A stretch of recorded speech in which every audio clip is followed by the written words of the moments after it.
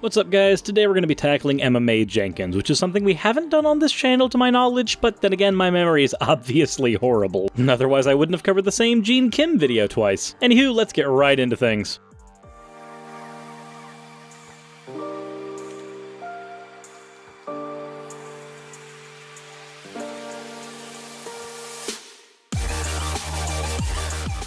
Hey guys, thanks for stopping by. If you haven't subscribed to my channel already, then please go ahead and do so if you want to see more content. Also, please remember to hit the notification bell. I'll save any more shameless plugs for after the fan art section. So first, we have an incredibly big-breasted furry by Grandma Tempo, we have a bemused Suris by Icarus, and finally we have a Minecraft Suris by Kadama. Thank you all for your fan art submissions, and let's get right into the video. Hey there YouTube, this is Emma and I'm so thankful that you have joined me today, and I'm so excited because today we're going to be talking about the beauty and the power of specifically and expectantly praying. Alright everyone, so just so you know, this is Mae Jenkins. A lot of other YouTubers have covered her, but I figured I'd go ahead and give my take, and this video was suggested to me on my Discord. I'm trying to focus on tackling videos that are suggested to me, so if you want to suggest a video for me to take care of, then please send it in the video suggestions area of my Discord channel. Woo! Oh, it's so good! I sure hope I'm able to maintain that same level of excitement by the time I'm done with your video. And I want to share one verse with you. It's in Colossians 4:2. And it says, devote yourselves to prayer, being watchful and thankful. So when you devote yourself to something, it's something that you do daily. It's something that you do consistently. It's something that you commit your time to. And so what's so cool is prayer, it's not something that you have to have all of these magic words in order for God to hear you. You're right. Prayer is not a series of magic words, but by uttering the words through prayer, the words then become magic, because communication with a deity is not a normal thing, it is supernatural. And I can't seem to actually come up with a difference between divine power and magic. They seem to be the exact same thing. So you don't have to know a certain amount of magic words, but any words you utter in prayer will, by definition, essentially be magic. It's not something that you only do at a mealtime or you only do before you go to bed.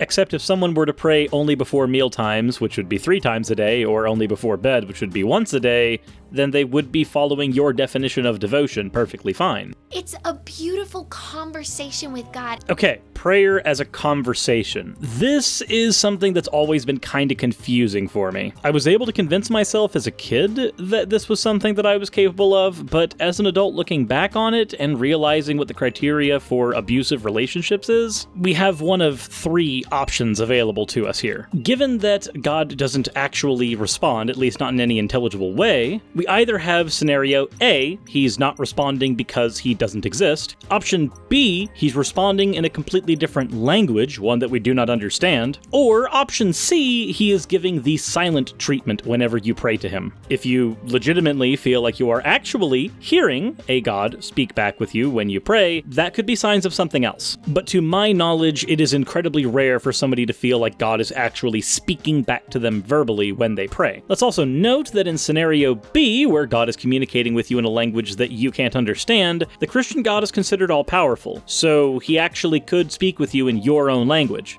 But I guess much like Jabba the Hutt, he's got a superiority complex and decides to speak in nothing but Huttese just to make you feel inadequate. So in scenario A, he doesn't exist, and in scenario B and C, he's the definition of an abusive partner, choosing to alienate you instead of legitimately communicating back. But now that we've got those 3 scenarios laid out, let's see exactly which scenario Emma thinks is true. And because God is a jealous God, and I have to let you know something that I thought was so cool.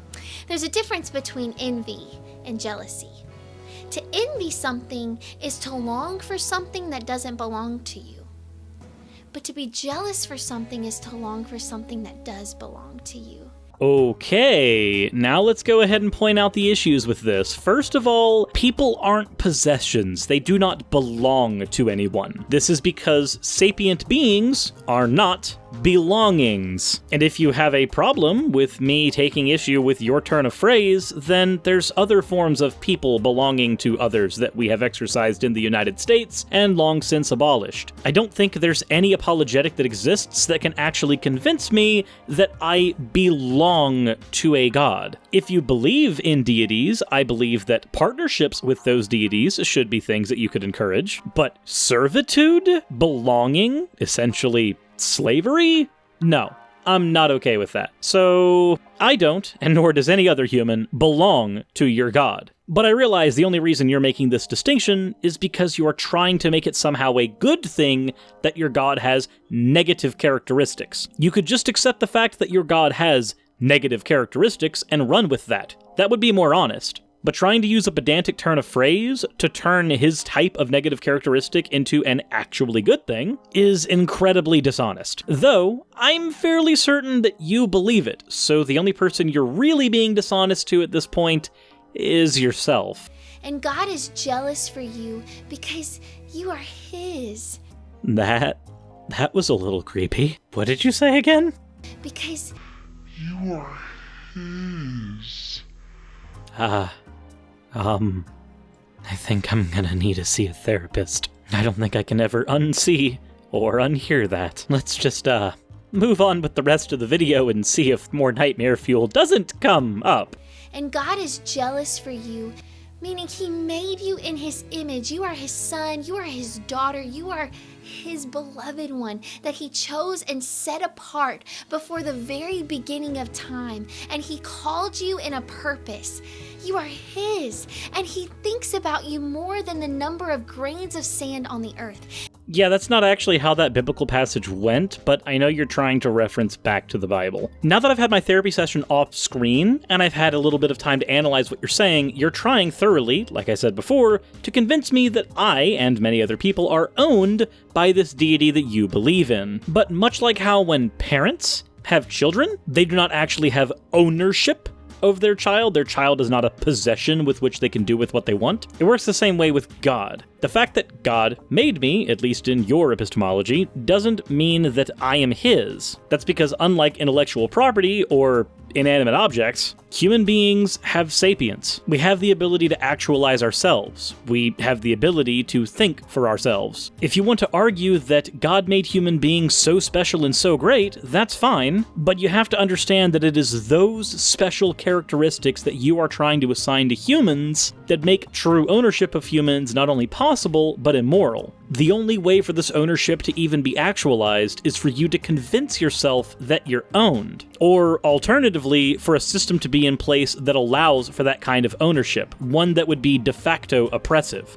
This is what we've seen several times throughout history in regions of the world that have accepted slavery, including our own. Without a system that allows for slavery in place, the slavery simply can't happen. People, as self-actualized beings, can just leave. They can walk off. They can make their own decisions, unless they themselves are convinced that they are owned. So, like with prayer, we have a couple of scenarios ahead of us. Either A, there's an oppressive system in place that has allowed humans to be the slaves of God, or B, humans have convinced themselves that they should be slaves of God and therefore are. As I'm an atheist, I deny the first one's existence outright, and I find the type of mentality required to accept slavery and servitude repugnant, so I'm certainly not in category B either. And I would hope that nobody watching this is, for that matter, and anybody who does watch this and thinks that that's a good thing to let me know in the comment section and try to give me a convincing argument. Please, let me know in the comments, why do you think slavery of the human race is a good thing? Anyways, continue. He loves you so much that He would take the time to count the number of hairs on your head. That is how special you are to Him. Okay, except that doesn't actually mean anything because God is infinite. He's timeless in your version of the religion. A timeless God doesn't take time to do anything. He doesn't have to take time at all. Whereas time is a cost that we as temporary beings have to expend every time we want to do any action, God is timeless. He doesn't have this limitation. This is something that seems so important to you because you have a limited amount of time. God doesn't, though. He's not actually taken any time to do anything. The concept of Him taking time makes no sense if I grant you the scope of infinity. I know it seems really important, but consider this. If he's an omnipresent God who can be everywhere, and he has infinite time, then any time he spends with you as an individual is meaningless. Because he's already there, and he's not actually spending any time with you. Because it's impossible for him to spend time. And he simply wants to talk with you. In Psalm 116:2, it says, because my God bends down to listen, I will pray as long as I have breath. Why will I pray as long as I have breath?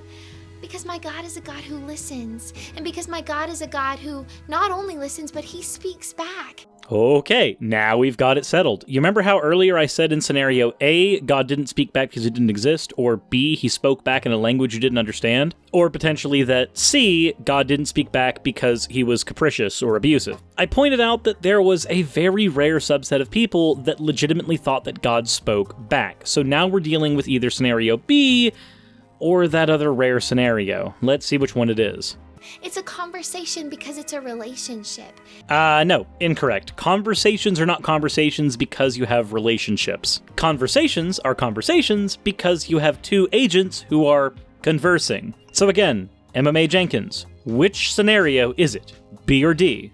And I devote myself to prayer because in order to get to know someone, you must spend time with them. And so I spend time with my God by talking to him. So I devote myself to prayer. And I'm watchful. But not watchful enough to notice that your God's not really talking back? Unless you're going to tell me that you watch for signs of him communicating with you, in which case we're talking about scenario B. Now I think it's really cool because when you're watchful for something, you're not hoping that it's going to happen. Maybe God's going to answer my prayer. Maybe it'll come through this time. No, you're expectant. So instead of being hopeful that God will answer back, you're just expectant, meaning that you think his answering back will be an inevitability? I hope I'm not strawmanning you there, but I don't feel like I am. Like when I'm watching for something, I am not waiting to see if it's gonna come, I'm waiting to see when it's gonna come. Okay, so I didn't strawman you, and you 100% believe that it's going to happen. You're not hoping that it's going to happen, you believe 100% it's going to. Good. Glad we got that out of the way. I am expectant that my God is a God who is faithful. And then it says to be thankful. Devote yourself to prayer, be watchful, and be thankful. And something that I've started to do is I thank God for answering my prayer. I thank God for having the outcome already sealed in his goodness and approved in his glory before I've even seen it. So wait, you are thankful for things that you have no evidence of, and you still have yet to explain to us exactly how God is conversing back with you. We still don't know if we're dealing with scenario B or that ever rare scenario D. I thank God for answering my prayer before I've even seen it be answered. And I want to share with y'all a story of how I have walked through this one verse. Last year, at the very beginning of the year, in January, God laid it on my heart a very specific prayer. Wait, if God laid a prayer on your heart, then it wasn't your prayer because God put that on your heart. Much like how the Pharaoh in Egypt couldn't actually be blamed for how he acted towards the Israelites because God was the one hardening his heart the entire time. And I was like, okay, God, I've never asked for this before, but I know that this is yours because in Psalm 37:4 it says, delight yourself in the Lord and he will give you the desires of your heart. Okay, but that wasn't the desire of your heart. God put that there. Okay, let me just reframe this in a way that it would make sense. This is like if you were in a relationship with someone and they let you know something that they wanted, and you wanted it for them. That doesn't make it your desire. It's their desire. You may desire for them to achieve it, but at the end of the day, the root of it wasn't you. This is an important distinction because just like there can be healthy desires that your partner might have, there can be some incredibly unhealthy ones as well. And when you start feeling like your partner's desires are yours, then you start desiring those things that are actually harmful to your partner just because your partner wants them. Or, even more importantly, things that are harmful to you. This is something that we can see very often in abusive relationships, where the wants and desires of partner A end up getting discarded or thrown under the rug so that partner B can achieve their thoughts and desires. I know I keep using desires a lot, and that's probably annoying some people, so desires, desires, desires, desires. There, now I think I've gotten it out of my system. Now this doesn't mean ask God whatever you want to and it will always be given to you. You got to get that first part. Because you see, when you delight yourself in the Lord, the desires of your heart become the desires of His. And again, this is what I'm talking about. That abusive relationship thing where the desires that you actually have don't get answered, but the desires of the abusive partner will be. Like, if you want sushi tonight, but your partner wants steaks, and your partner convinces you to get steaks, you didn't actually get what you want. You didn't come to a compromise either. Unless, of course, you decided to get sushi tomorrow and steaks tonight. But if you just got steaks, you didn't actually get your desire. Even if your partner convinced you that that's what you wanted, you were being manipulated. Now, sometimes manipulation can be entirely benign, but remember this framing device. Remember that the partner in Mae Jenkins' relationship with her God is an all-powerful deity. The power dynamic is completely and totally on its head in this scenario. And when you're convincing yourself to just be happy wanting what your partner wants, instead of wanting what you yourself want, you end up wasting your entire life living somebody else's life. This is a really dangerous practice, because this is something that if you do it constantly, you can end up wasting years or potentially your entire life without ever doing what you want to do. And you only get one life. Even if you're a Christian, you only get one chance on this earth. So why waste it living someone else's life, even if they're a deity? You start to dream the way God dreams. Your heart starts to align with His heart. You start to think the way He thinks. So I start to come up with 1,000 justifications for genocide? I start being okay with the idea that holy law should include a ban on the boiling of a goat in its mother's milk, but rape is something that we'll just not talk about? Or will it finally give me a justification for why slavery is okay and Jesus Christ Himself had apologetics for it? So you're telling me that if I start praying to your God, I'm going to start thinking like this? Yeah, no, that's actually not a convincing argument. That's an argument against Christianity. And so then you start to ask for what you know God is wanting to give you. Then there was no point in asking for it in the first place. I don't know how many times I can say it. There is no point to asking for something that somebody already knows they want to give you, and that's it. That's the end of the conversation. You ask for things that you want. Now, there's an argument for somebody denying those things if the things that you want are harmful, but that's not what's happening here. What's happening here is you're saying that you will start to want only the things that God wants. And given his track record in the Bible, I'm not really convinced I want to be thinking anywhere near like that. The guy's literally drowned babies. Not a big fan. And so this is what was happening. And so God laid this dream on my heart of having the honor of speaking at an event, speaking at a conference once a month for the whole year. Hey, I've done that too. It's pretty fun. But how exactly do you know that God laid that on you? So 12 times throughout that year. And so I boldly approached God and I was like, God, I am so excited because I know you've laid this on my heart, because I've been devoted in talking to you and I know the sound of your voice. Please, God, bless me with the honor of getting to speak once every month this year. Okay, but again, how do you know his voice? How have you become convinced that you've been able to hear his voice? Like, if you've got a direct line to the creator of the entire cosmos, even though I'm convinced he's a capricious entity, I still would like to know how you managed that. But you don't say how you did that, you just say you talked to him, and then he talked back, and you knew it was him. How did you rule out other deities? How did you rule out a trickster god? How did you rule out convincing yourself that you heard him? I don't think you've actually done any of these things, Emma. Y'all, someone called and said, hey, can you come and speak at this conference in January? Hey, can you come and speak at this event in February? Hey, can you come and speak at this rally in March? Okay, and how much of that do you think was attributed to the fact that you have a YouTube channel and therefore already have the skills required to speak at an event? Like, when I was asked to speak at Faithless Forum, it had to do A, with the fact that many of the people speaking were my friends, so I knew them already, and B, the fact that I've already done speaking before. It's literally what I do on my YouTube channel. And lo and behold, everybody who had a chance to speak was a very good public speaker. Everyone performed incredibly well on their panels, because it's what we already do on YouTube. If I'm here to assume that you got calls from these people on your own and are being truthful, have you yourself ruled out the fact that as somebody with a public speaking platform, you would be contacted to do public speaking? That doesn't sound outside of the realm of possibility. In fact, that sounds much more likely than a deity. April, May, June, July, August, until December. God literally, I think it was by April that I wasn't even surprised anymore. But I started to thank God for answering my September before it was even May. Okay, so you're actually thanking God for your confirmation bias for the thing that you didn't want to do in the first place, that he convinced you wanted to do, at least in your version of the story. I believe that people contacted you. I'm willing to believe that, 110%, because that's a pretty mundane claim. People contacted a public speaker to do a public speaking thing. What I'm not convinced about is that it was a deity, and I'm even less convinced about the actual order of events. Why? Because I knew, I was watchful and I was expectant that my God was a God who is faithful.